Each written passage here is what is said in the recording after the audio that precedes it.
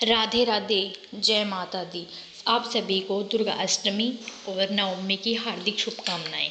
तो आज हम देखते हैं कि जब हमें दुर्गा अष्टमी या फिर जिसके नवमी करते हैं उस दिन हमें कन्याएं नहीं मिलती हैं, तो हम कन्या पूजन कैसे करें, कैसे अपने नवरात्रि कंप्लीट करें, कैसे हम माता का उद्यापन करेंगे, हम आज ये शेयर करेंगे आपसे। तो जब हमें कन्याएं नहीं मिलती है तो परेशान होने की ज़रूरत नहीं है। कभी कभी होता है ऐसा, नहीं मिलती हैं किसी मोहल्ले में जहाँ हम रह रहे हैं वहाँ सोसाइटी में नहीं होती हैं कन्याएं, एक दो होती हैं, या फिर कोई भेजना भी नहीं चाहता, आजकल ये भी माहौल है। तो हम देखते हैं कि जब कन्याएं नहीं मिलती है तो हम कन्या पूजन कैसे करें, अपना नवरात्रा कंप्लीट कैसे करें। तो सबसे पहले तो जब हमें एक भी कन्या नहीं मिलती है तो हम एक थाली में 11 जगह है प्रसाद रखेंगे, मतलब 11 जगह की, जैसे 11 मीन्स मतलब कन्याएं खाना खा रहे हो उस हिसाब से 11 जगह प्रसाद की ऐसे कुड्डी बना लेंगे। फिर माँ दुर्गा के सामने रखेंगे और उनको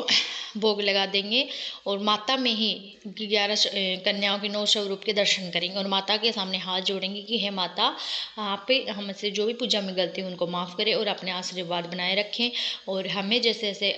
कन्याएं नहीं मिल रही हैं तो हम आपको ही 9 कन्याओं के रूप में देखते हैं, आपको ही 9 देवियों के रूप में देखते हैं, ऐसे माँ को अर्पित कर सकते हैं। उसके बाद उस खाने को हम गाय को दे सकते हैं या किसी ज़रूरतमंद बच्चे को दे सकते हैं। गाय को दे सकते हैं, वो बोलते हैं कि गाय में 36 करोड़ देवी देवता का वास होता है,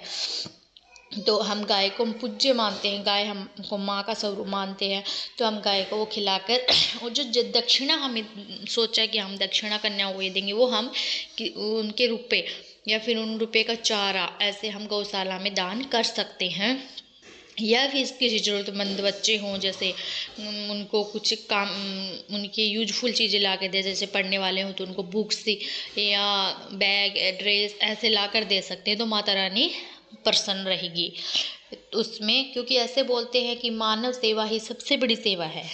तो मानव जब किसी की सेवा करते हैं तो वहाँ भगवान की सेवा ही होती है, तो हम ये कर सकते हैं। तो इसमें कोई दोष नहीं है आपको फील करने की, आपको ऐसे महसूस करने की ज़रूरत नहीं कि मुझे कन्याएं नहीं मिली, मेरे नवरात्रे पूरे हुए नहीं हुए, ऐसा आप कर सकते हैं। दूसरा कि हमें जितनी कन्याएं मिलती हैं, दूसरा जब हमें जितनी कन्याएं मिलती हैं, 1 मिलती हैं, 2 मिलती है, 5 मिलती हैं, उनको हमें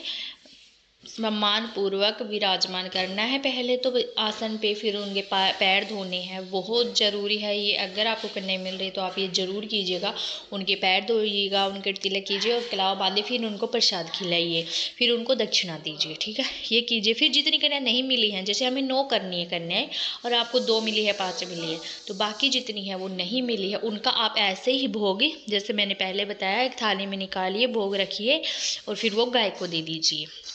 और वो रुपए भी हम ऐसे ही किसी गौशाला में दान कर सकते हैं, गाय को चारा डाल सकते हैं, बाहर वो जो गाय घूम रही है ना, उनके लिए भी हम चारा डाल सकते हैं, ज़रूरी नहीं कि हम गौशाला में ही जाएं, ऐसा हम कर सकते हैं। फिर तीसरा ये कि अगर आपको 1 कन्या मिल रही है तो आप ऐसा कीजिए कि एक थाली में 9 कन्याओं का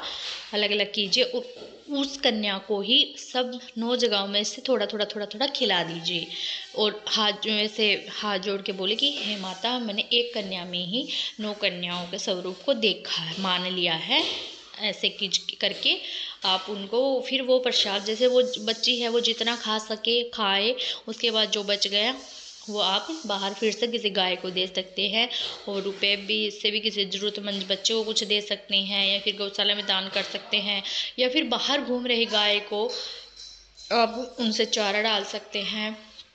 आप ऐसे करके अपने नवरात्रा पूरे कीजिएगा, ठीक है। सबसे बड़ी बात यह है कि बस आप सच्चे मन से कीजिएगा, सच्चे मन से की हुई पूजा, किया हुआ काम कभी असफल नहीं होता है। आप मन से बस माता का हाथ जोड़ के प्रार्थना कीजिए कि माँ, मैंने ये नवरात्रा किए हैं और अब मुझ में ये सिचुएशन है कि कन्याएं नहीं मिल रही है, नहीं मिल रही, तो आप ऐसा हमारा भोग स्वीकार कीजिए। माता बस भाव की भूखी है, ये बात हम हमेशा ध्यान रखिएगा, बस वो आपका हो जाएगा पूरा, आपकी मनोकामना ज़रूर पूरी होगी। आप ऐसा करने से तो अगर आपको हमारी जानकारी अच्छी लगी है, अगर थोड़े भी आपके लिए यूजफुल है, तो हम हमें लाइक करें, सब्सक्राइब करें और कमेंट में जय माता दी ज़रूर लिखें। और फिर बताइए हमें नवमी के बाद कि आपने कितनी कन्याओं को भोग लगाया है इस बार।